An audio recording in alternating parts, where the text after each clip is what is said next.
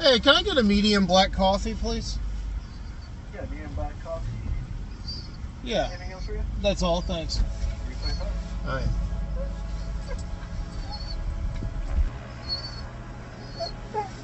Thanks, man. Have a good day.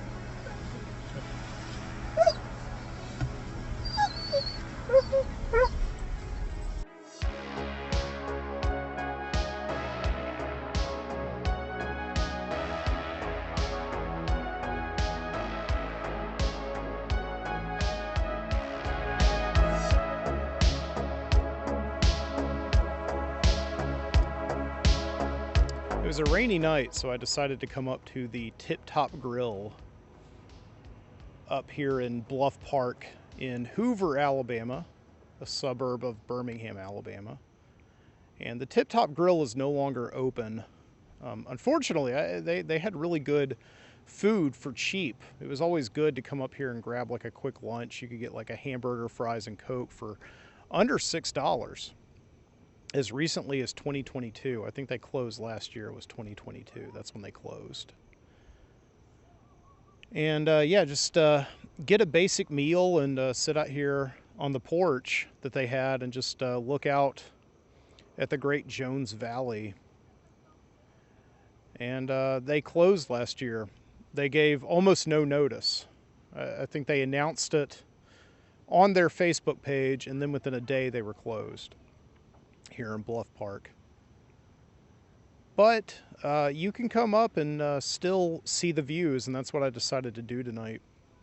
Because it was just like raining something fierce earlier tonight, just a late afternoon thunderstorm in late July. And that's really the best excuse to come up here. You just know that you're going to get a great view leading into a great sunset. That's why I decided to come up here to the Tip Top Grill. Yeah, it's really a mystery why it closed. Nobody knows why. I guess they just couldn't afford the rent anymore or whatever. I don't know. But this is Mike Booty. This is the Midnight Citizen Show. I'm your host, Mike Booty. Welcome in. I don't know, 4th, 5th, 6th. I don't know how many shows in a row now I've done where I am mobile. Just out and about tonight. Just always moving these days. Never being able to sit down long enough to record a classic studio show in the comforts of my own Midnight Citizen studio. So I have to just do it whenever I can. And tonight I decided to, if I'm going to be mobile, I might as well come to kind of cool locations around Birmingham, my home city. And I was like, oh, it's thundering. What better night, what better time to come up to the Tip Top Grill than right now and record a show. So I hope you're all doing well this evening. Yeah, Bluff Park is just a few minutes away from my friend Jason's house. I'm going to go over there for the second Friday night in a row to hang out with some friends that I haven't seen in a while. We're going to see Adam and Alex. Adam is in from Los Angeles. Alex lives in town, but he's so busy and he lives kind of so far out there that I never really get to see him that much. So I'm excited about seeing. And both of them are avid listeners to the Midnight Citizen Show. As a matter of fact, I think I'm going to be gathering with about half of my fan base tonight. They won a sweepstakes. They won a contest to hang out with yours truly. And so tonight I'm going to be going and hanging out with them, even though they are friends. It's strictly unprofessional, right? So, yeah, but a lot of fun stuff going on.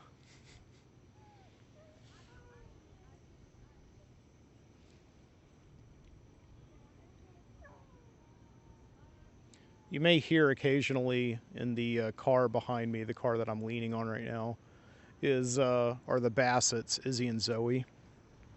And they are very not used to what's going on right now. Sitting in the car while I sit out here and record a podcast. They're really not used to going on car rides at all. That's why they're so howly. Usually the Bassetts are at home on Friday night. And really any night. It's very difficult to take them out. They just get very anxious. And well, if you've ever owned a Basset hound, you know. But tonight, though, since it was storming, One of them, Zoe in particular, gets incredibly anxious around thunderstorms. And so I just didn't want to leave her at the house alone tonight while I went out and gallivanted all across town and came up to the Tip Top Grill. Normally their mother, Jessica, is at home, but right now she's in Savannah, Georgia. She's spending the weekend with her mother, leaving me all alone. So, yeah, I had to kind of take the Bassets. I just didn't want them to sit all night alone in their kennel. So, yeah. So yeah, let's get the show started with some topics. I don't know.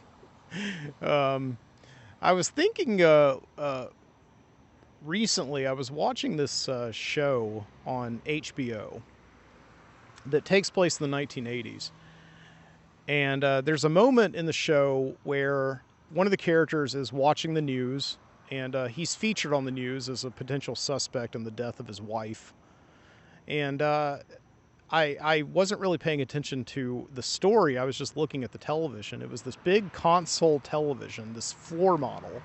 You know what I'm talking about? This console television that's just set on the floor.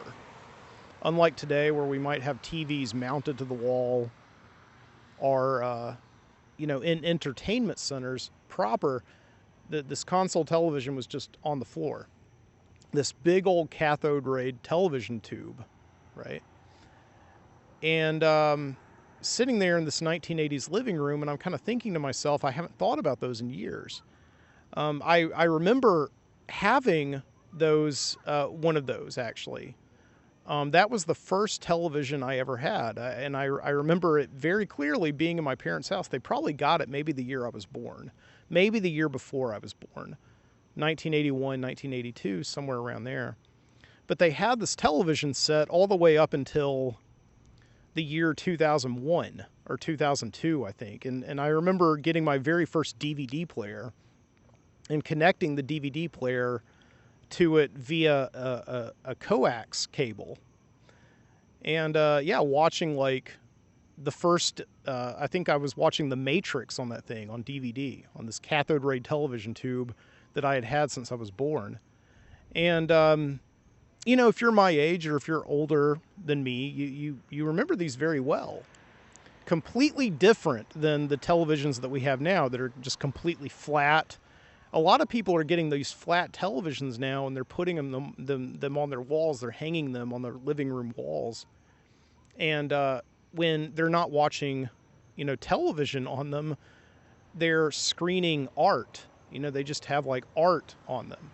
So it's like the idea is that it can look like a painting when it's not a television set. It's very futuristic. Like, I guess what we would have considered back in the day as futuristic. But I don't know, we still like it now, so I mean, it's very present. But yeah, before though, these flat television sets, your family would just get these gigantic console television sets, and they were so big, and they took up so much of the living room that they really did have to tie the living room together. You couldn't just get a console television set and just put it in your living room and just expect it to go unnoticed when it wasn't being watched.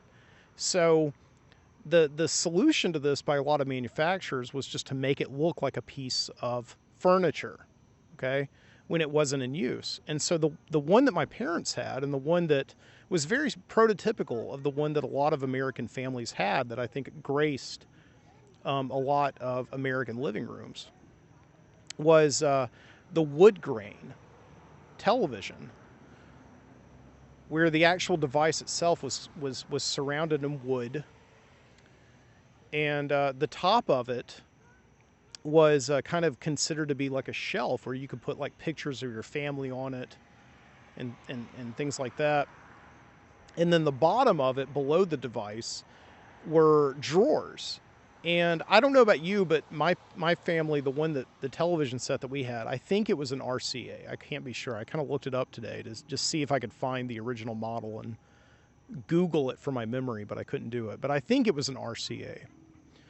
And yeah, it had these two faux drawers below the device. So they didn't act as drawers, but they looked like drawers, right? It's like their form was drawers, but their function was just to be a facade. And so we had this television set. I remember, like, just very clearly, one of my earliest memories in life is probably watching, like, the Dukes of Hazzard on it, or the movie Annie. I remember my older sister Melissa loved the movie Annie, and I think it was probably the first VHS cassette that my family owned, and they were always playing it for her, this movie Annie, way back in 1984, 85. And I know, to some of you listening to this seems like very recent history, but I'm, turned 40 last year, and this to me is like the very early edges of my life, the very earliest sketches on my memory plane. And so I remember this very well, just having this console television. It was a fixture of 3 houses that I lived in. The one in Anniston, my first house, the one in Moody, Alabama, where I moved when I was about 4 or 5 years old, and then finally the one that my parents live in now, out across from Spain Park High School. And so I remember this so clearly, and just being all the way up until 18, 19 years old, getting my first DVD player and just plugging that in. It just really did feel like this console television set had bridged, decades of advances in technology. It was always there to meet the new technology, right? And then eventually my parents got rid of it. And the only reason they probably would have hung on to it for about 2 or 3 more years. The only reason they got rid of it is because I was moving into a new apartment, and a television set was just one of those things that I didn't want to spring for. So I asked them, wouldn't it be nice if I could take this TV off your hands, and you guys just go get a new television set. They got these new TVs that are coming out now. They're like gray. They've got speakers on the side. They only weigh about 100 pounds. So why don't y'all get one of those at Best Buy, and I can take this old console television with me. And they agreed to it. So they gave me this console television set. I had to bribe my friend Joel with dinner at Milo's. He came over with his truck, his pickup truck, one weekend when he was home from being at college at the University of Alabama, and he helped me take this thing down to my apartment. I lived on the 2nd floor, and we had to pick this thing up. Have I even talked about how much this weighs? So you can imagine how much it weighs. It's about 300 pounds. It's very, very heavy stuff. It really is. It would be so much easier just to move a couch or something. We pick this thing up and move it up 2 flights of stairs, and then suddenly it's in my apartment, and it's like a floor model television. It's on the floor. And the first thing I watch in my apartment on this television set that I've had since my parents have had since before I was born was, I think, Andy Richter Controls the Universe. This sitcom that Andy Richter starred in, I think, for like 1 season after he decided to leave his cash cow, Conan O'Brien, as the sidekick. And so, yeah, there it was in my in my first apartment. This thing that sat on the floor. Getting a PlayStation 2 and plugging the PlayStation 2 into it. I had to get a hub for coax cables for the DVD player and the PlayStation 2, and pretty soon it was just like a rainforest of cables behind this television set. And yeah, just playing Grand Theft Auto 3 on that thing. It was wild. So yeah, this show the other night that I'm watching on HBO, the show's called Love and Death, by the way. It's I'll talk about it in a minute. It's a show that takes place in the 1980s. Is all the information you need to know about it right now. This guy is watching news about himself on this console television. Just reminded me of this. I haven't, even though I've seen a million shows since then, and a million movies that have been set in the past or have even been filmed in the past with these console television sets. Somehow this just triggered a memory in my mind that I haven't thought about in years, and also just a recollection, okay, or a realization, I should call it. My parents had this thing for, all in all, 23 years. Let's say they got it as early as 1981, and then they gave it to me in 2003 when I moved in my first apartment. And then I had it for like 2 years after that. So like just imagine this, that they have this thing for 23 or 24 years. And it's perfectly good the whole time. The only reason I eventually get rid of it is because I get a job, I make a little bit of my own money, and I go out and buy my own television set. And I think I give this thing to like Goodwill or the Hannah Home or something like that. But it's perfectly good for all these years, almost a quarter century. It runs perfectly fine. It may still be out there today running perfectly fine as we live and speak. Who knows? But yeah, this television set wearing perfectly fine. And the funny thing is, I was also thinking about how many televisions I've had since I got rid of that thing. How many televisions have my parents had? That used to be the only television set we had in our entire house. And now my parents have a television in almost every single room of their house, right? They have it in the den, in the day room. They have it in all 4 bedrooms. Televisions everywhere. And my dad probably isn't through buying new television sets. So how does that make sense? I mean, what does that say about the world that we've become? That this fixture of the home, this hearth of the home is what they used to call it, right? The television, the hearth of the home, the thing where everybody always gathered.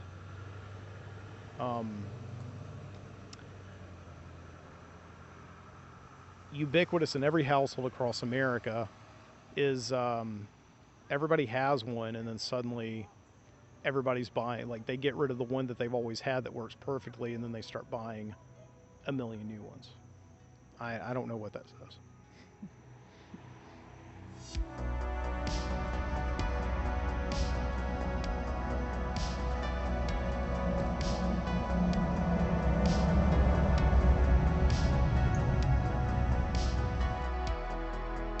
Yeah, it's getting pretty close to sunset right now, and predictably, this place is getting kind of crowded. I may not be able to do the whole show here, but I'll hang out for a little bit longer. And the hounds are getting restless a little bit. And there's a couple of girls in the car right next to me who are laughing at me.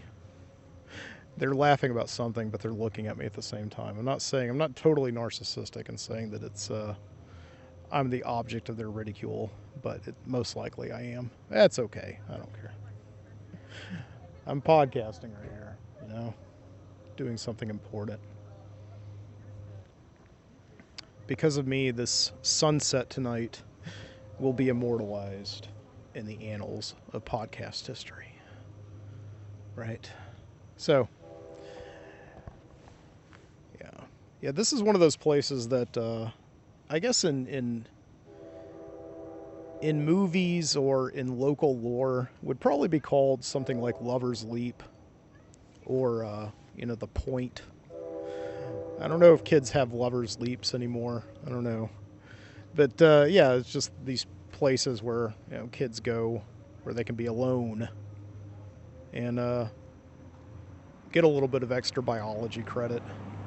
If you know what I mean, and I think you do. But yeah, this is one of those places that would be classified as that. Many a time I've been coming home late at night from Jason's, and I've passed this place about 1 o'clock, 2 o'clock in the morning. There's very often you're almost assured to get a car with some fogged up windows there. Maybe some footprints on the window glass. I don't know, something like that. Yeah, but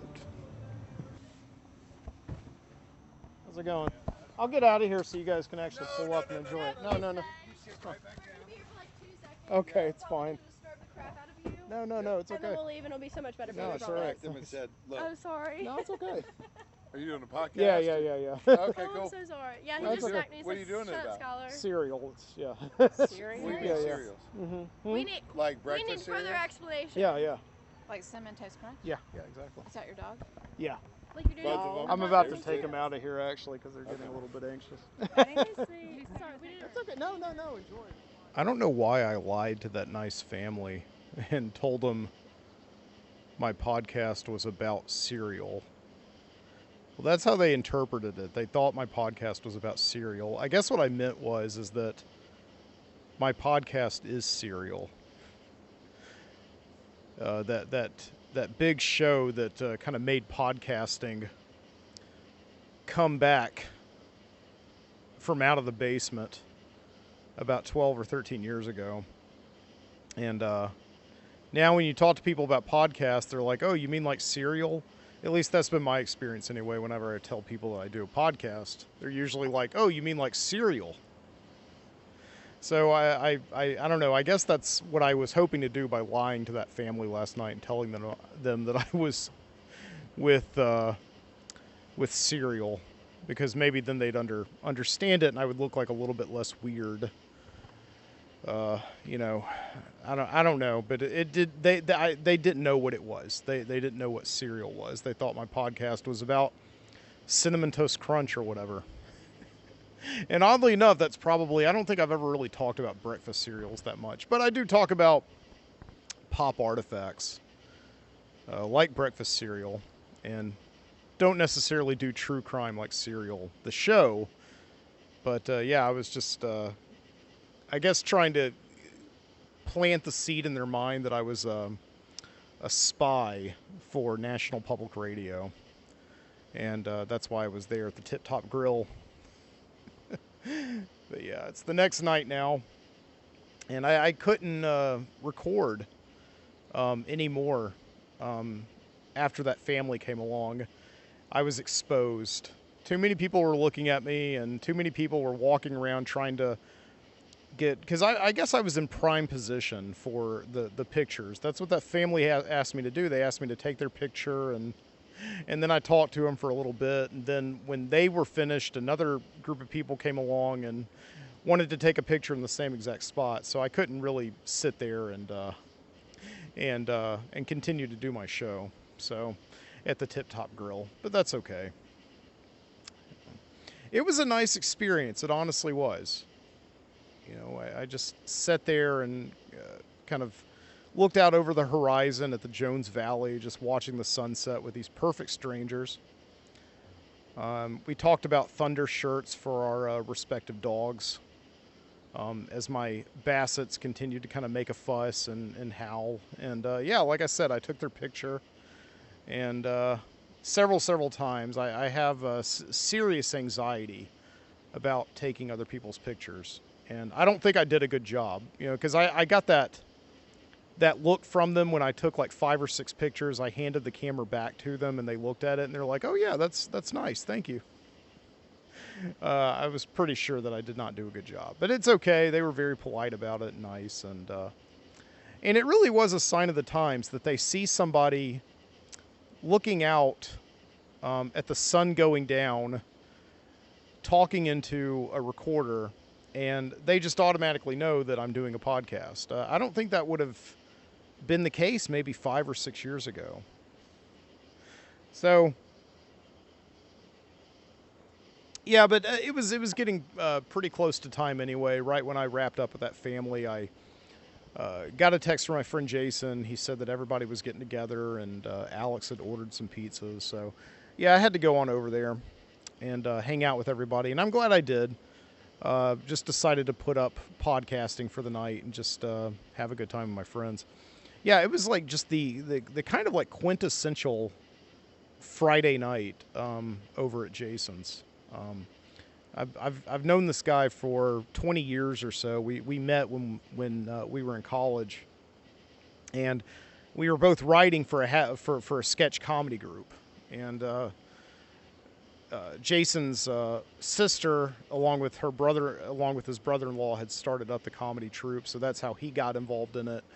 And then I got involved because I went to like an open call audition just as a writer. I didn't want to act or anything like that, but I got on with it, and it was one of those things that really did end up changing my life. And you know, because 20 years later, here I am hanging out with everybody that was over there last night. I met through this sketch comedy troupe. with the exception of Alex. Alex was one of those guys that was kind of in the UAB theater department where we were both in college, enrolled in classes. So, yeah, but just knowing all these guys, and I don't get to see them very often. I get to see Alex more than Adam, because as I said last night, Adam is in Los Angeles, as is Jason's sister Shannon, who is also in town. And so I haven't seen them in a year or so. They usually come into town, every year around this time during the summer. Alex lives in town, but I just never get to see him because he's very busy with his job. He works from home, and as I understand it, he edits movie trailers. He was talking to me last night about editing movie trailers, and that's what he's been doing for a very long time, and so likes to give me some like insider information about the movie biz. He never violates his non-disclosure agreements. I want to stress that very well. But yeah, like when Indiana Jones came out a couple of weeks ago, he mysteriously disappeared to Los Angeles during that movie's release, and he was coming back on a plane. Alex was, and he texted me and he said, "Man, thanks for making podcasts again. I've really been enjoying your show on my flight home." And I texted him back, and I'm like, "Yeah, that's great. So listen, now that the movie's out, tell me what you did on Indiana Jones." Because I had this feeling that he was holding out on me. He was like, because obviously that was a big movie, and a lot of secrets were kept about it. And he said, no, I really wanted to work on the movie, but my company just had too many things going on, and we all wanted to have weekends off, because I presume that working on a big summer tentpole movie like Indiana Jones would probably take up a lot of time for whatever trailer house was working on it and all that. So yeah, but yeah, like I just always assume that Alex is working on every movie that I see now, a trailer for. So and I think I called him the Forrest Gump of Hollywood, because he just seems to be like always there in the background doing something. It's like you'll be talking about movies with him, and he'll just be like, "Yeah, I did this on that," and right. Not as a brag. Alex is honestly, I know he's listening to this right now. As I said, Alex and Adam are two of the biggest listeners that I have of the Midnight Citizen, going all the way back to when I started the show. And but I'm not just saying that because I know he's probably listening right now. He really is one of the most humble human beings I've ever met, and every time I see him, he's always asking me like everything that's going on in my life, and I end up boring him with that. So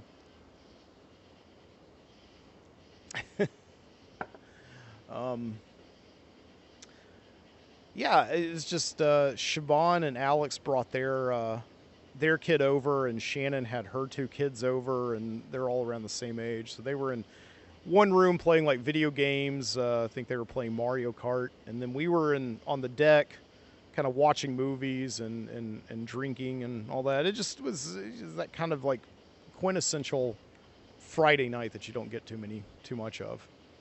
And yeah, I just remember meeting all these guys 20 years ago, and there was a kind of pensive, I don't know, there was a kind of not shyness that we had around each other, but I don't know, when you meet people and you're all around the same age and you're all in college and you haven't quite figured out life yet, you can't always be honest with each other. And so I think that's what your 30s are like. You spend a lot of your 30s weeding out a lot of friendships that really are just surface relationships that don't really mean much. And then by the time if you're lucky, I think when you're in your late 30s and early 40s, you kind of just have it figured out. It's like, these are the people that I can sit down with and not see them in a very long time. And as soon as we sit down with each other, we immediately pick up where we left off. And that's what it was like last night. I mean, shit, we were there until about 2 o'clock in the morning or so. And, I only left because I had to come home and let the dogs out, because as I said, Jessica's out of town. and I just didn't want the dogs to be alone, or go too long without, going out, because they, as I said, I brought them with me, and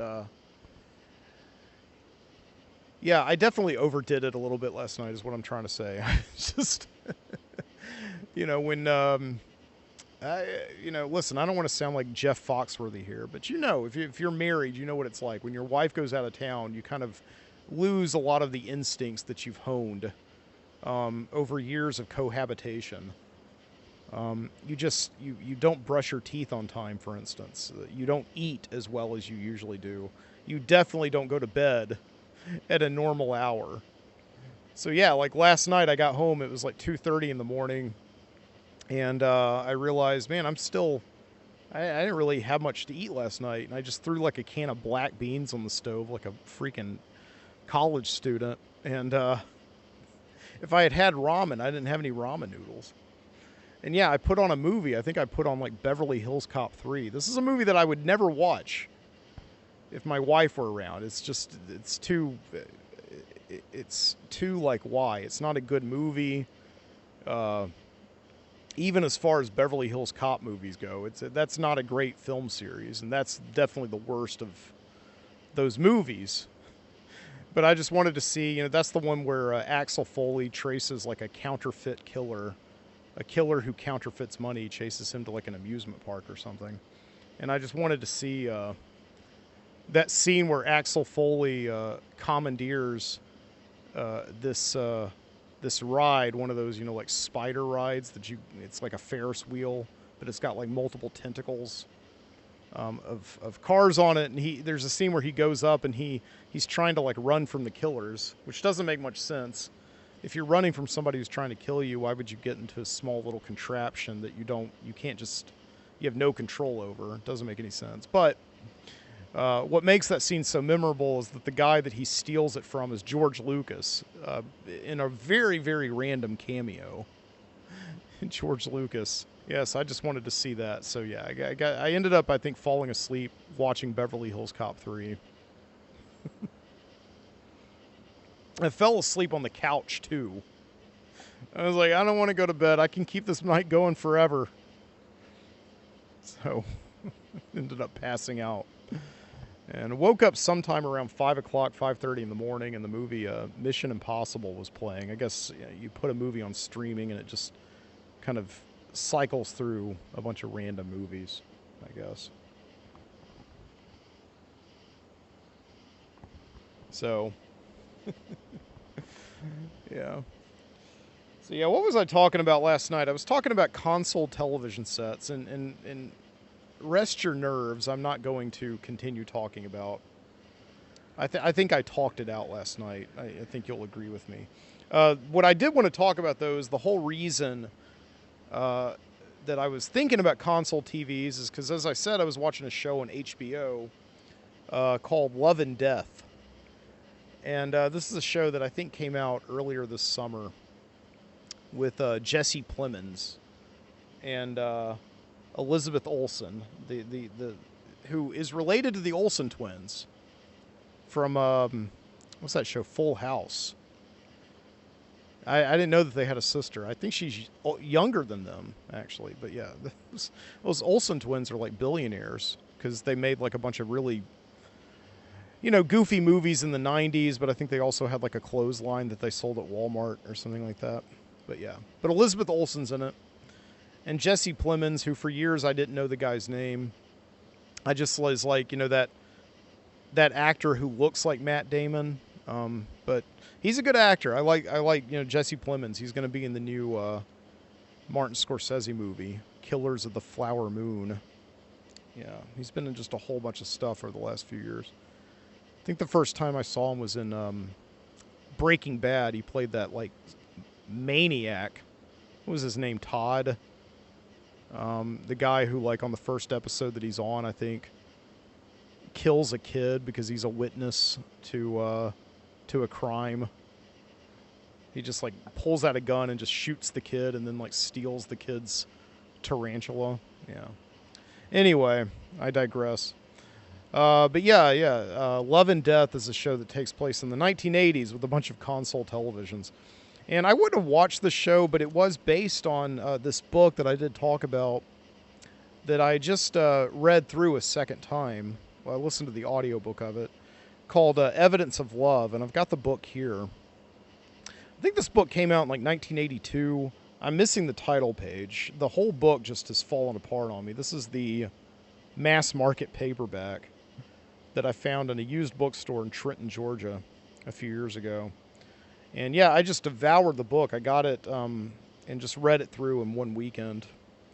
And yeah, the title is incredibly pulpy. You know, just like this cartoon, you know, Drew Struzan, you know, kind of cartoon hand, the hand of a woman with like a diamond ring on it. I guess that's a wedding ring. And she's holding an axe. And the title just says, Evidence of Love, the powerful true story, as gripping as Fatal Vision. I guess Fatal Vision's maybe another book or something like that. But yeah, but Evidence of Love is this book that was written by John Bloom and Jim Atkinson, these two reporters from the Dallas Times-Herald in the 1980s. I came across the book, of course, because, as I said last week, John Bloom is the drive-in film critic Joe Bob Briggs. And that's one of the reasons why I went over to Jason's last night, is because Joe Bob Briggs is a horror movie host who was on TNT all the time in the 1990s. And then he kind of retired the character for a very long time. And finally came back a few years ago and started doing Joe Bob Briggs again and got this job on television hosting horror movies on Friday nights. And so that's why we were watching it last night. We were watching Joe Bob Briggs, and it was just so weird to see this guy who's, you know, kind of this like shit-kicking redneck Texas cowboy who likes drive-in films. It's a persona that John Bloom created in the 1980s. Because he realized that, you know, no industry cranks out more movies per annum than the drive-in film industry. You know, just these B movies that come out and fill the drive-in screens of, you know, nationwide. And he just wanted to review some of these because the serious film critics wouldn't touch this stuff. So that's why he created the Joe Bob Briggs character. And, yeah, but Evidence of Love, though, is it proves that he is a very good writer. He's a very good investigative writer, and that's one of the reasons why I wanted to pick up the book, because I've only read any writing that John Bloom has done as the Joe Bob Briggs character. But it turns out to be a really good book. But yeah, Evidence of Love and the show that was adapted from it, Love and Death, is about this woman named Candy Montgomery, who has an affair with a friend of hers from church, husband. The friend is named Betty Gore, and her husband is named Alan. And the affair kind of goes on for a little bit, and then it breaks up because they both decide to just concentrate on their own marriages. They go to this, you know, weekend marriage counseling session called Marriage Encounter, and they both have revelations that they want to kind of continue to keep their marriages going. So they quit the affair mutually, and they both go back to their lives and their wives and their husbands respectively. And the only big problem with it is that neither one of them tells their spouses about the affair. And so Betty Gore ends up not finding actual proof, but suspecting that something is going on between her husband and Candace Montgomery. And one day Candace Montgomery goes over to Betty Gore's house to pick up some swim trunks for her daughter. And Betty Gore confronts Candace about the affair. Candace admits that it happened, but it's over now. Betty Gore goes and gets an axe. And then from there, we don't really know exactly what happened. We know that what the jury believes happened. So what the jury believes happened is that Candace Montgomery ended up killing Betty Gore in self-defense with an axe. So Betty Gore comes at Candace Montgomery. A struggle ensues with the axe between them, and then Candace takes the axe and whacks Betty Gore, just in self-defense. And that's a totally believable story, but the issue that I have I have an issue with this is the fact that she not only kills Betty Gore, but she overkills her. She strikes her 41 times with an axe. You know that song about Lizzie Borden, right? Lizzie Borden had an axe, gave her father 40 whacks, looked and saw what she had done, gave her mother 41, right? You know that song? It's funny because, I mean, it's not funny. Axe murder isn't funny, but I don't mean to imply that it is. But it is very ironic, though, right? That I think in real life, Lizzie Borden didn't actually, kill her mother and father with 41 axe blows. I think it was like a lot less. And actually, I don't think it was Lizzie Borden was ever actually found guilty of the crime, right? I may be wrong about that. I can't remember. But yeah, a coroner determines that Betty Gore has 41 blows by an axe all over her. Defensive wounds, basically, turning her head inside out is just really a brutal crime. And, yeah. And so that's I have a difficult time believing that Candace Montgomery did all this in self-defense. It seemed like she probably maybe got the first blow in self-defense, and then she just went nuts, right? So I won't spoil all of it for you, obviously, but what seems to have happened is that Candy Montgomery just snapped. And what fascinates me about this book and about this case, and they go into this quite a lot in the HBO miniseries, is that this is one of those cases where hypnotism was a piece of evidence. So Candy Montgomery goes to a hypnotist who is hired by her lawyer, and the hypnotist is able to put her under and actually prove that Candace Montgomery is truly hypnotized and not just faking it. So I don't know if you've ever allowed yourself to be hypnotized before, like I have, but I wasn't able to be hypnotized. And I know that some people just can't be hypnotized. I don't know if I'm one of them. I think maybe under the right circumstances I can actually be hypnotized. Actually, I think that I can, and I'll tell you why in just a minute.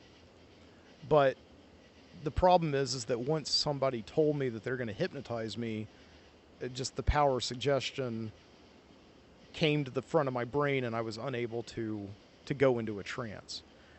But nevertheless, Candace Montgomery was put under hypnotism and asked to kind of recount the whole crime from the moment that she entered Betty Gore's house. And what ends up happening is that the whole reason that the hypnotist says that Candace snapped is because Betty Gore, at 1 minute, Betty Gore is seeming to just lose it and go within herself. This is a woman who struggles from depression, who always believes that her husband is not interested in her, which, turns out she was right because, he had an affair on her.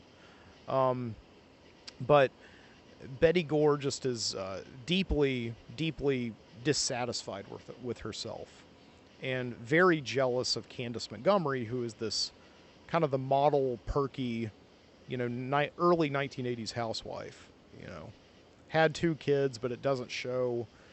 Basically, the complete opposite of Betty Gore. Okay, and so Betty Gore just loses it in the middle of this match. And what Candace Montgomery is able to reveal to the hypnotist is that at one point, Betty Gore is just kind of standing between them with the axe. And she just says to Candace Montgomery, as Candace Montgomery is fighting for her life, she just says to her, "Shh." And that's the name of one of the chapters in the book that features this scene of hypnotism, is that Candace Montgomery is able to recall through hypnotism, true hypnotism, actually proving, because what they do to prove that she's actually hypnotized is they take a safety pin and they stab her skin with it and she doesn't feel pain. So, anyway, but yeah, according to Candace Montgomery, under hypnotism, Betty Gore says shh to her. And so why does that matter so much? Well, because Candace Montgomery is able to summon a memory from when she was 4 years old, where Candace Montgomery was deeply injured. She had to go in for surgery, and her mother kept on saying to her, shh, okay. So what happens is that all these years later, when Candace Montgomery is in the fight for her life against this woman who will most definitely kill her with an axe, the woman says the same thing to her, and Candy Montgomery just cannot deal with it. And so she goes from striking Betty Gore one time, in a blow that killed her, to just overkill, and 40 more times striking her with an axe. So, just a wild story. And when they finally get to the scene of murder in the final episode of the show, it's very brutal. It's one of the most brutal things I've ever seen on HBO, which is, I guess, probably saying a lot, right? So, yeah, it interests, I remember this whole talk of hypnotism in the book because it's something that I've always been fascinated in, going back and forth about whether or not I really believe that it's possible to be hypnotized. And I did used to, when I was a teacher, one of my colleagues was a certified hypnotist, and every year, to raise money for the school, he would actually have a show where people would come in and he would invite them up on stage, students, parents, teachers alike, and get on stage and actually put them under and hypnotize them. And I never volunteered for this because I just didn't want to get up there. And I was absolutely sure I wasn't going to be able to be hypnotized. And even if I was going to be able to be hypnotized, I'm a professional. I don't want to be walking around the halls for the rest of the school year, having kids yell out some phrase that's been implanted in my brain that's going to cause me to do something stupid where I could lose my job. So I didn't want to do that. I was afraid, but also very skeptical. But he would always get, every single year, the people who would go up on stage who would line up to be hypnotized were all able to be hypnotized, which just didn't statistically make sense to me. Because it's something like 9 in 10 people can be hypnotized, and there's 12 people up on the stage. One of those people has got to be lying, right? So, and I didn't know if they were doing it just for the purposes of entertainment or whatever, but nevertheless, I was pretty floored every year because he would always get somebody to, he would always, he would have a belt with him or a piece of string, and he would tell everybody under hypnotism that, this is a snake. And he would always bring everybody out of that except for one person who he would keep under. And for the rest of the show, he would kept on, going back to the belt and kind of like, pushing it in their direction, and they would freak out a little bit, thinking that belt was a snake. So I'm always really interested in, and I don't know. I don't think I can be hypnotized because I just, I don't think I could ever get to a point, because I think, again, if you're an introvert and you're very self-conscious around people, right? Like even last night when I was hanging around with all my friends, these are great people I've known for years, but I'm still very self-conscious of the things that I'm saying, how I'm behaving around them. I don't want to make them feel uncomfortable, and I don't want to be driving home afterwards and just being like, man, I wonder if I should have said that. So I think for people like that, who are always very much present in their bodies and in their minds, I think it would be very difficult for them to be hypnotized, and that's very much me. Some people can just at parties, for instance, just let themselves go and just, say things with impunity and not really care about the consequences, or be so confident in themselves that they don't have to worry about it. So, but I don't think I'm like that. The most convincing thing that he's ever said to me, the reason for how hypnotism works, is you think about when you're in your car and you're driving along a route that you go along every single day. Your mind is very often not conscious of every single moment in that car. You know that stop signs are coming. You know that there's a pretty good chance that a stoplight is going to be red, so you kind of prepare to brake for it.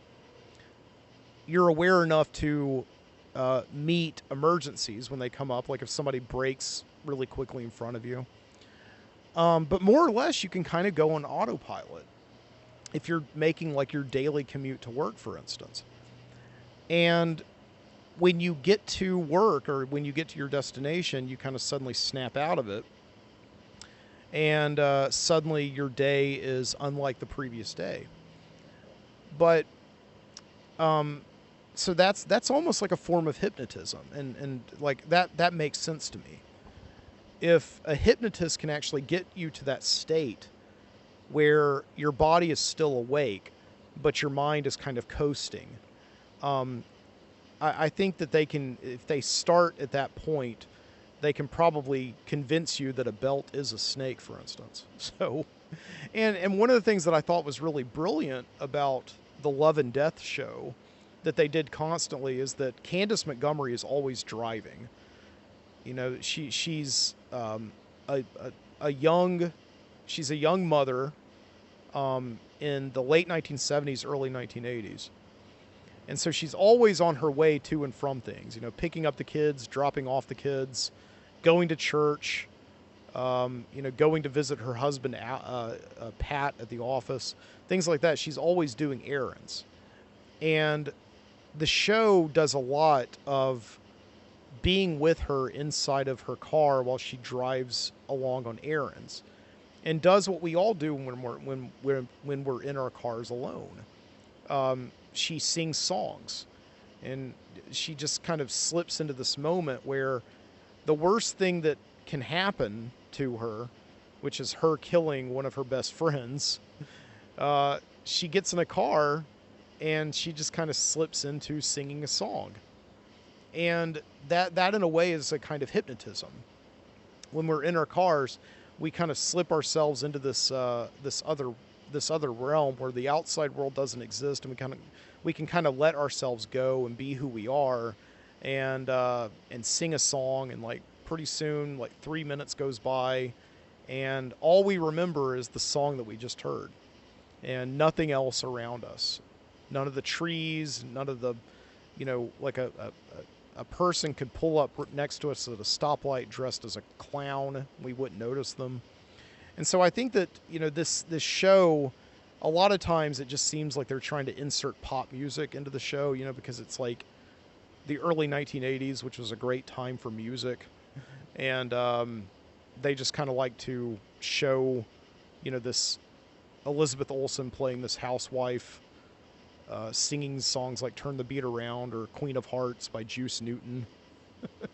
And it's kind of funny and humorous, but I think they're also setting you up to just understand that this woman is totally capable of being hypnotized and being out of body and not being aware of her surroundings. So I think that's the whole point of that, right? So, yeah. That song Queen of Hearts by Juice Newton. That's a great song. I love that song. What is it, like midnight? It starts with the lyric midnight. I love songs that have midnight in them because I'm the Midnight Citizen. It's like midnight and I'm awaiting on the 12:05. So she's like in a train station waiting for, I guess because she probably just like fooled around on somebody's with somebody's husband or something. So it's kind of apropos of the story, right? So, yeah. But yeah, Joe Bob Briggs, it's funny, wrote this book in the 1980s called Evidence of Love. And they made it into a movie in the early 90s with Barbara Hershey and Brian Dennehy playing her lawyer. And radio silence for a while, and then like last year they made the show Candy on Hulu, starring Jessica Biel as Candy. So it was the same exact series. Just, but I think that series on Hulu was actually adapted from this book, whereas the one on HBO was actually adapted from a series of articles that were written about the case by the same people who wrote the book. So, yeah, it's very odd when that happens. The only other time I know that happening where two competing streaming networks release a show about the same thing is like, remember that Fire Festival documentary? Like Netflix came out with one and then Hulu came out with one. So, yeah. But I think Joe Bob Briggs was actually an executive producer on the Hulu series with Jessica Biel, which I haven't watched. So, I may watch it. I don't know. I'm kind of done right now. Like I read the book again, and then I watched the show. So I think I'm kind of done with Candace Montgomery for a while. I think. Yeah, I think I am. So. Yeah, the pop music that Candace Montgomery listens to is a lot of fun. It's just it's always fun to hear like period music. Queen of Hearts is a song that I haven't heard on a show in a very long time. There was one moment on that show that really did take me by surprise of like, why are you using this song? It doesn't make any sense.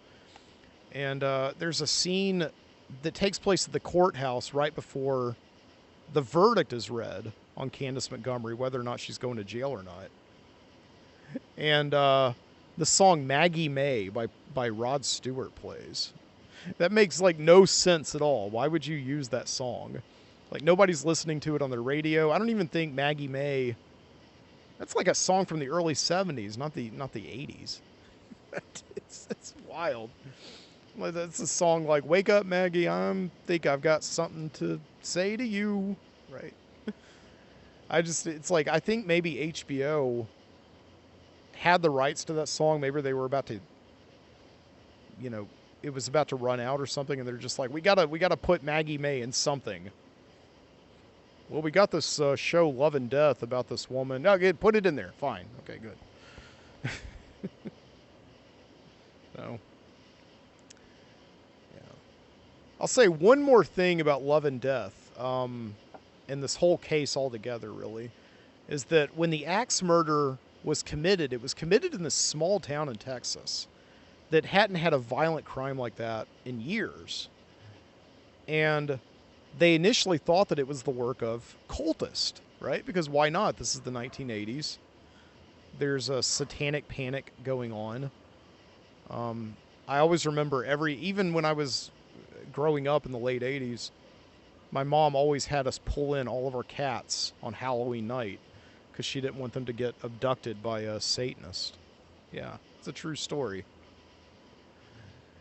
But yeah, the police, their only lead to go on about who committed the axe murder of Betty Gore was they found a newspaper advertisement for the movie The Shining, which of course has Jack Nicholson walking through the Overlook Hotel with an axe, trying to kill his family.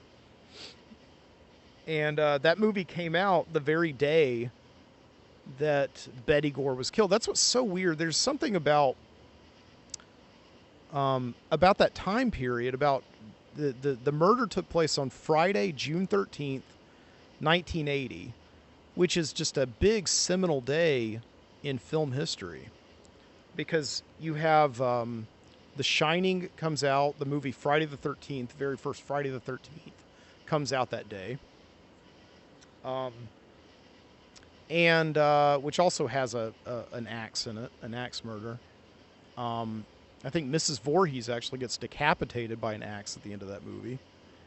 And then also the biggest thing, and this was actually part of Candace Montgomery's alibi. How could I have committed a murder and then taken my family to see The Empire Strikes Back that night? So yeah, that was the same day that The Empire Strikes Back came out, the sequel to Star Wars. And yeah, indeed, in the book, there's a big, long, extended sequence where Candace Montgomery is sitting in the theater watching The Empire Strikes Back, and she sees Han Solo take his sword and slice open the Tauntaun in order to put Luke Skywalker in there and get him some heat. And all she's thinking about the whole time is just how she hacked up her best friend. So it reminds her of that. So I'm not laughing at that. Anyway. Yeah, but it's so strange. You know that movie, that new Indiana Jones movie that came out a few weeks ago? Kind of talks a lot about how it's not the ability to time travel, but the Archimedes dial points us to certain fissures in time and space that allow the possibility of time travel. It just tells us where they are. And I think that, June 13th, 1980 may have been one of these fissures where just too many synchronicities happened. You've got 3 really big movies that we still watch and talk about today. The Shining, Friday the 13th, and Empire Strikes Back all come out on the same day. And then you have this axe murder. So I don't know what else happened that day, but it was a pretty big day, I'll tell you what. Okay, so let's switch to whiskey. It's my first drink that I've had today. So, yeah, Jessica's coming back into town tomorrow, so I'm preparing for that. I'm trying to cut down. No, I've been good today. I've been fine. I've been out all day, really, is what I've been doing. I did go to the movies. This weekend, of course, the big news, I saw the double feature that everybody's talking about. Oppenheimer and Mission Impossible. Right. Oh, I got you there. Yeah, everybody's been talking about going to see Oppenheimer and Barbie. It's really wild because, yeah, I went to the movies today, and there are all these people dressed up as Barbie. Just a lot of hot pinks. These tiny little cowboy hats, I guess, that Barbie wears all the time. A lot of Barbie cosplaying. No Oppenheimer cosplaying. Nobody was wearing these Stetson hats, leather jackets, and pipes. I guess you can't really have a pipe indoors, but yeah, there was no Oppenheimer cosplay. But this is interesting, and I'm kind of going back and forth on what I want to think about this. I guess ultimately it's no big deal, but right now movie theaters are really big in the news. For a very long time, people weren't going to movies. I guess people saw Top Gun last year, but what's really made this is a very big summer blockbuster weekend, almost like the kind that you used to get back in the 90s with summer blockbusters, is that people are going to do this double feature of the movie Barbie and the movie Oppenheimer, about J. Robert Oppenheimer, the father of the atom bomb. And yeah, I guess the joke is the two movies can't be any more different. Like, one is bright and explosive with color and cheeky, and the other is Barbie, right? No. Yeah. Oppenheimer is a 3-hour-long epic about a scientist, and Barbie is Barbie. So I decided to go see Oppenheimer because I didn't realize it was an R-rated movie, and very rarely I don't go to the movies just for, I'm not like a teenager. I don't go to movies because they're rated R, but it is fascinating, though, that during the summer, a movie studio would actually have the guts to release a 3-hour R-rated epic about a scientist. It is very interesting. So, and I didn't realize the movie was R-rated until I bought my movie ticket. I thought R was like the theater number or something like that. But I was surprised. I was like, okay, I guess. I mean, it's about the atom bomb. That's a pretty dark subject. So I guess we'll probably see like some melted faces and things like that. But It turns out no, it's rated R for some occasional language, and there is some nudity in it. So if you're into that kind of thing, that's what you want to see in an R-rated movie. But yeah, but I saw this movie Oppenheimer actually yesterday. I was gonna go today, but my dad decided he wanted to go see Mission Impossible, and this is Mission Impossible is like, we've seen these movies. I've seen every one of the Mission Impossible movies with my dad in the movie theater. So that's just kind of been our thing going back to the 90s. And yeah, I didn't think that my dad would really enjoy Oppenheimer. Even though he obviously lived during World War II, it was because of World War II that allowed my grandfather, his father, to come home. There's something about this film director, the guy who made the movie, named Christopher Nolan, that has a funny way of making interesting stories about history into just bland reproductions of the past. I do not like Christopher Nolan that much at all. I think it really is like just eating Triscuits watching this guy make movies. I liked Memento. I thought Memento, the movie that he made back in the early 2000s, was a really cool movie. It was just a very simple crime thriller told in reverse order. So the movie opens up with the commission of a crime, and then it kind of goes backward in time to show how that crime was, I guess, everything leading up to the crime. And yeah, he of course made a name for himself directing the Batman movies. I enjoyed the first two of those Batman movies. I'm not a big comic book guy, but I like the first two Batman movies. The third one was pretty, it was boring. And then every movie he's made since then, I think he made Inception. He did like Interstellar, that 3-hour-long space opera that thought it was 2001 with Matthew McConaughey. Just every movie he's made has just not been worthy of really seeing twice. I just think they're incredibly boring movies, and they're long, which is even worse. It would be one thing if you were boring and you were like 90 minutes long, but this guy just decides to just swing for the fences with every one of his movies, and Oppenheimer is like no exception.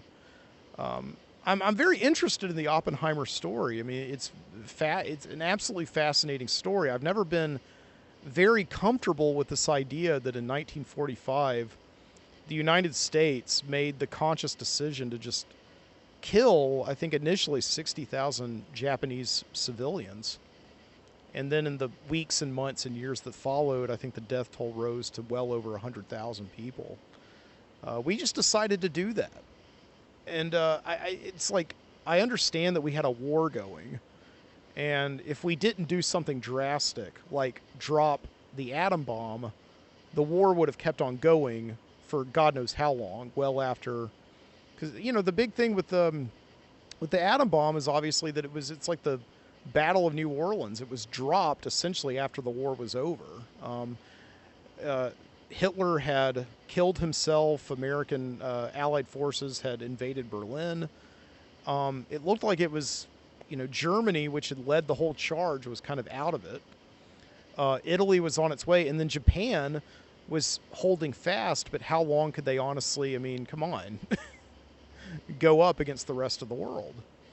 And I think that America was just in this position of like, we're just tired of losing people. Like, we know that we could beat Japan, but Japan is going to give us everything that they can, which would mean additional dead Americans. So we're just going to do this. And my concern, like my belief, is exactly expressed in the movie at one point by one of the skeptical characters, skeptical about the atom bomb. Why can't we just take film of it and show it to them and just say like, hey, listen, if you don't surrender, this is going to be you. And they just said like, no, Japan's never going to accept that. Okay, I mean, can we try it? Maybe no. We're gonna actually do it. We're gonna drop 2 bombs, one on Hiroshima and one on Nagasaki.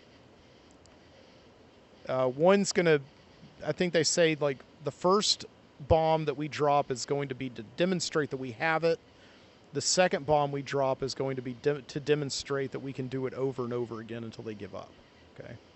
So they ended up doing that. So the whole movie is essentially Oppenheimer's life leading up to the Trinity test, when they finally enrich enough uranium to build the bomb, and then they drop it in the deserts at White Sands, New Mexico, which I always believed that White Sands, New Mexico, that was so uninhabited, such a desolate part of the United States with nobody really living there, that that was the best place to drop this bomb. But it turns out that Oppenheimer just really liked it out there. I think he owned a ranch out there, and he just really wanted to combine nuclear physics with New Mexico. So that's his whole motivation. It's a good thing he didn't like Chicago. He's like, if only I can combine physics in Chicago, that would be great. So, but no, it's White Sands. So that's where they have the Trinity test. And yeah, once they demonstrate that they can do it, Oppenheimer, the army takes the bomb, and they just ship it on out in a truck. Like basically just like in a Piggly Wiggly truck, like there it goes, off to market. And so, yeah, that's the whole premise of the thing, is that Oppenheimer is kind of like the American Prometheus. Prometheus stole fire from the gods and gave it to man. And to this day, we're dealing with the consequences of that whole thing, because America was obviously the first to enrich uranium and build a bomb. And then now we're dealing with every single country on this planet with warlike intentions doing the same exact thing. And so, yeah, and it's just, the paradox. In order to have peace, you have to commit violence. And that parallels very much with Oppenheimer's interest in quantum mechanics.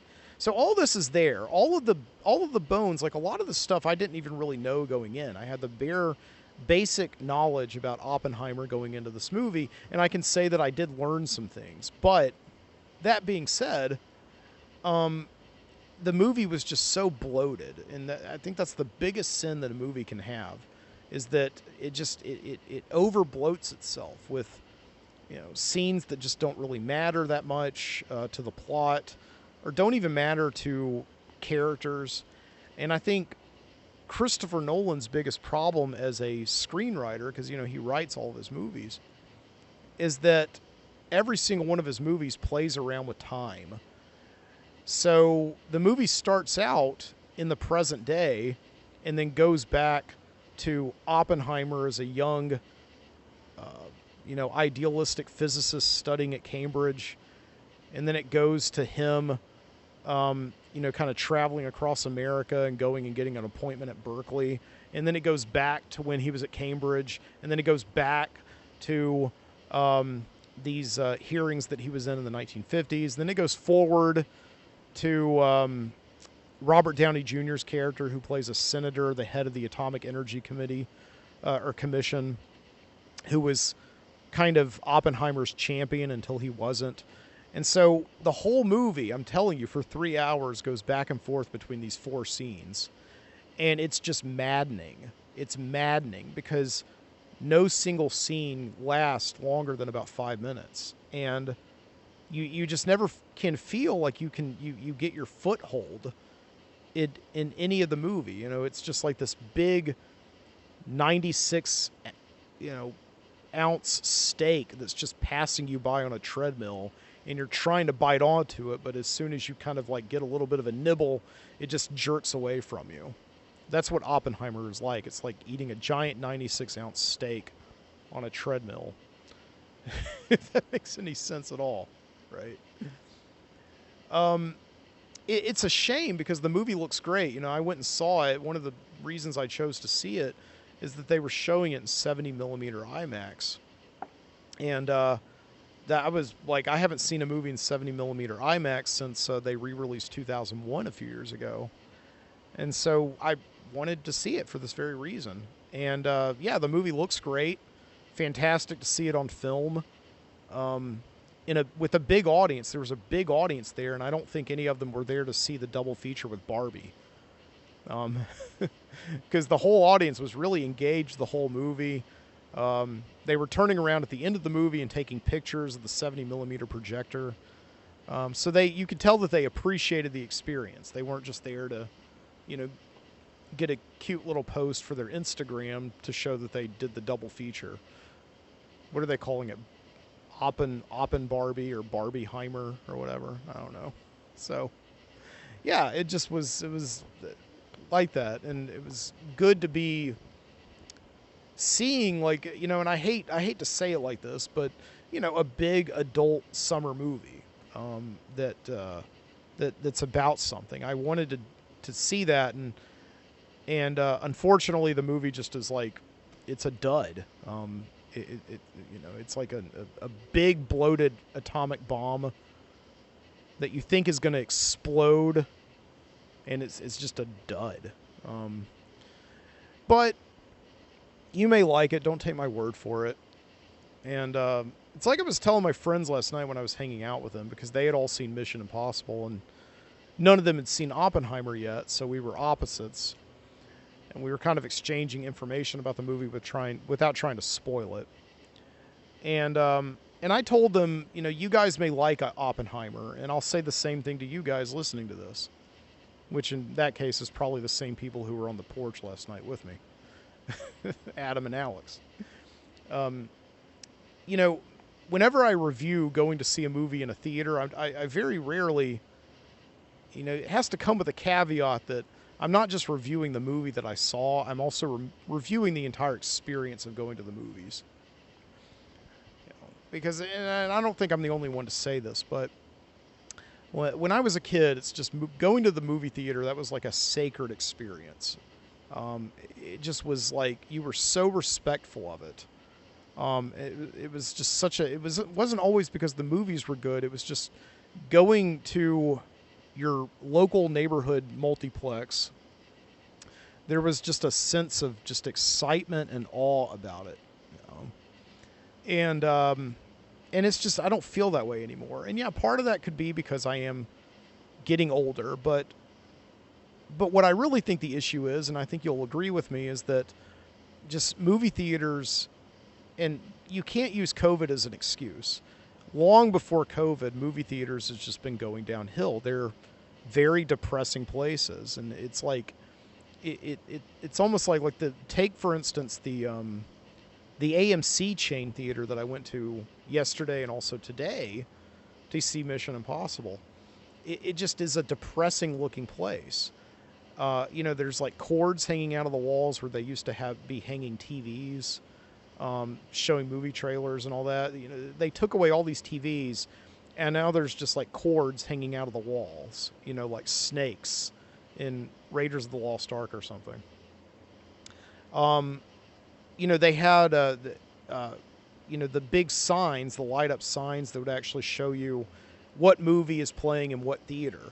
Those are gone now. Now it's just a big blank wall that looks like it should be lit up, but it's not. And not only that, but none of the lights are on in the lobby. So the lobby is completely dark as well. The only thing that's lighting that lobby up is the light that's coming from the snack stand and the outside light. And it's like going to a Greyhound bus station or something. It's just a very depressing experience. On top of the fact that it's trashy. There's just trash all over the place. And the biggest issue also is that, this has been going on for a long time as well. You'll buy a movie ticket, you'll pay like $12, $15 for a movie, depending on what time of the day you go, and nobody is there to check that you actually bought that ticket. Today when I went and saw Mission Impossible, it was a little bit different. There was actually somebody who was scanning tickets. But you still could have walked past him and he never would have noticed. And yesterday, when I went to see Oppenheimer, there was nobody. I went and bought my ticket, and nobody checked to see that I had bought the ticket. I could have easily just walked right into the movie. So, and I know what you may be saying. It's like, well, Mike, that's what a decent human being does. And of course, a decent human being with ethics. But when you've got security that is that poor, it almost feels like they're exploiting your kindness. They're exploiting your ethical instincts. And it just feels like they're taking advantage of you at that point. You know, they're charging you these ridiculous rates to see a movie that, you know, in like 2 months you can just watch on TV at home. And they're not even enforcing the tickets that you buy. And so that's kind of one reason why I'm getting a little bit annoyed about this whole Barbieheimer thing, is that people are saying like, oh my gosh, it's so exciting that something is going viral about the movie theater, that people are being compelled to go to the movie theater now.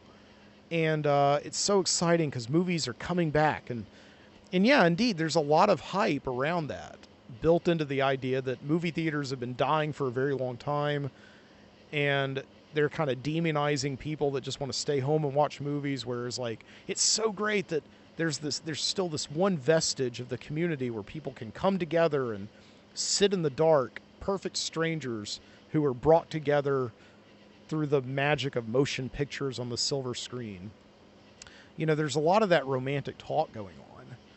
But at the same time, like, movie theaters just aren't doing anything to make us want to come to their movie theaters. All they're basically doing is resting on their laurels, trying to make us all remember a time when we really enjoyed going to the movies. You know, something that's been going on since COVID, I don't know about you, but whenever you go to an AMC, before every movie, Nicole Kidman comes on the screen, and there's this long, like, 3-minute thing where she's just talking about how great it is to be in the movie theaters with people while she's sitting in an empty movie theater. You know, it's a big paradox. Doesn't make any sense. But Nicole Kidman's talking about that, and it just has this kind of condescending thing where it's like, listen, I did it. I came to the movies. Now stop talking about how great it is and just show me the damn movie. Right? So, yeah, I just feel like if we're going to talk about how amazing it is to go to the movies, then movie theaters should actually be doing something amazing to get us to come there. Otherwise, they do deserve to die. They're just not something that... It's not something that should be allowed to keep living based on nostalgia alone and good feeling alone, right? And so, yeah, every time I go to the movies, for a long time now, it's just been a depressing experience. Everything that I used to enjoy about the movie is kind of being stripped down systematically. You know, just like all the way down to the point of just, you know, just the Coke being good, for instance. You know, you just like, there was nothing better than like movie popcorn along with a Coca-Cola. And now it's like, you know, they've got these gigantic vending machines that were, I think were invented by the guy who invented the Segway. You know, these digital Coke machines that are seemingly like magic. It's this one little kiosk that somehow has like 300 different flavors of soda in it. You know, you touch the screen, you touch the Coke icon, and you don't just get Coke, but you get every single Coke in the Coke family. And it's amazing. And you're like, how can they keep all of these syrups separated? And in both of my experiences over the past couple of days, seeing Oppenheimer yesterday and Mission Impossible today, they can't do it. The Coke, it was like the worst tasting Coke I've ever had. It didn't even taste like soda water. You know, somehow when the Coke is out, you just get soda water. I got to stop complaining here. I got to stop it because I know this isn't what I do. This isn't the whiny citizen. This isn't the mid-wine citizen. Okay, listen, take some whiskey here. So I saw Mission Impossible today, and it was pretty good. It was pretty good. It's the weirdest thing, too, because, Nicole Kidman comes on the movie screen before the movie, she sits in an empty theater and talks about how great it is to see movies with strangers.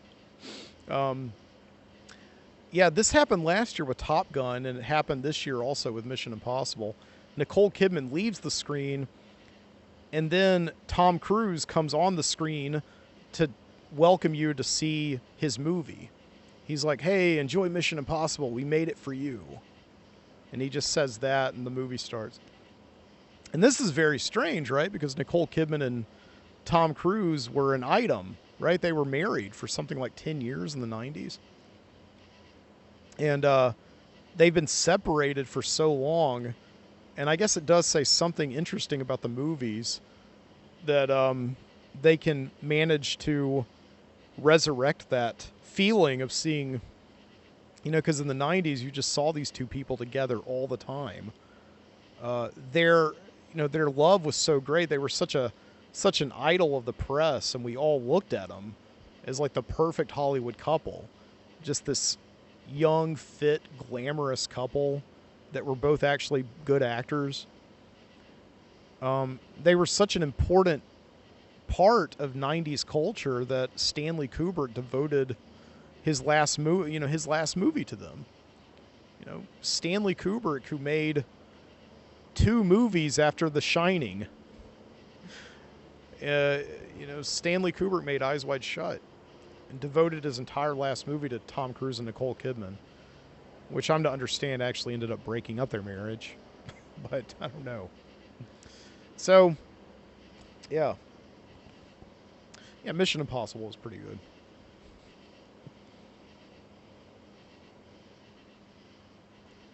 Yeah. Tell you what's what is funny is that I chose not to see the new Indiana Jones movie with my dad. That would have been a fun movie to see with my dad, but I decided not to just because the reviews early reviews weren't good, and then I went to see it at the drive-in a few weeks ago. I actually did a podcast while I was watching it, and it just was not grabbing my attention. And I've been telling people since that movie that I think one thing that really drove me crazy about it, and people laugh at me when I say this, I got really, I'm just getting really irritated with every time you have an old man in a movie. They just have to be tired of everything. They just have to, hate being old. They just are past it all. They have no enthusiasm for life, no lust for life. And I talked about all this a couple weeks ago when I went to see the movie at the drive-in. But that's one of the things that really did turn me off about Indiana Jones, because it's like, wouldn't the movie be interesting if Indiana Jones, now that he's able to just be in the classroom and teach and do research, and wouldn't it just be exciting to see him just have a zeal, like a lust for life, and actually enjoy the fact that he's older now and all these great adventures are behind him, and he can just now just kind of meditate on all that. And I just thought it would have been an interesting take on an old character, rather than giving us another old man who's just tired of everything. It's like a total cliche and a total drag. And, people kind of laugh at me for saying that, but I just think it would have been interesting. I mean, every time we see an old person in a movie, it's just not an interesting idea.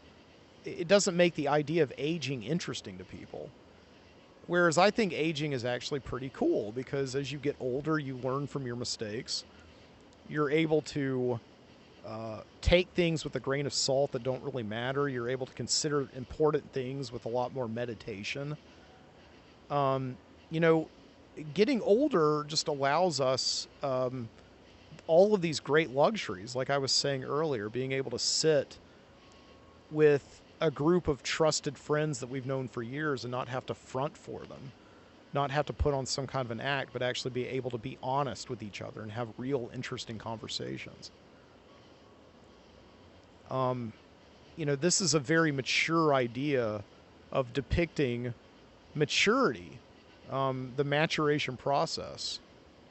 And very few films really do this, especially not big budget Hollywood Indiana Jones movies. And I wasn't expecting this from Indiana Jones.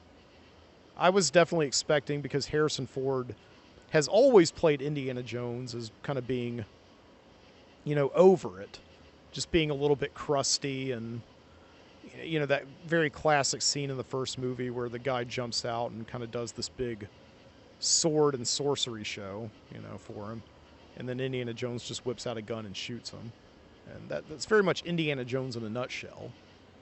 But I just think it would have been funny, just a different take on Indiana Jones, to see him spry and he's like, "Hey kids, how's it going? Today we're going to learn about Neolithism." It just would have been funny. I don't know. Maybe I'm wrong. But, and yeah, the funny thing is, today I'm talking to my dad before the movie starts, and I'm telling him my theory.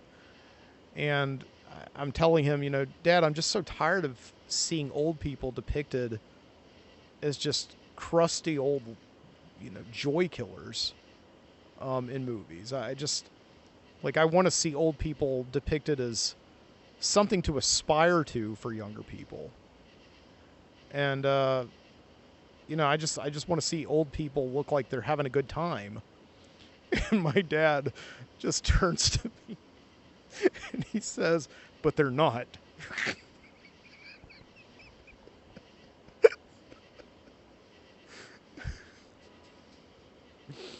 I said, "Yeah, I know, Dad, but it's a movie. It's fantasy. Can't we just sell that fantasy to kids? Maybe if we sell that fantasy enough time to kids, they'll actually grow up thinking that old age is something that they do want to aspire to. They actually don't want to live fast, die young, and leave a good-looking corpse. They actually want to, grow old and mature." But my dad just wanted to see the old Indiana Jones, so it's fine, I guess, whatever. All right, thank you so much for joining me here tonight at the Midnight Citizen Show. It's been a pleasure. You can check me out at mikebooty.com/The Midnight Citizen. I'm also on Facebook and on YouTube. I've been recording this entire episode. You can see me up there at the Tip Top Grill or here in the back of my apartment building. Whatever. And I'm also on the Overnightscape Underground, onsug, ONSUG.com. So you can check me out over there. All right. Until next time, keep your eyes open.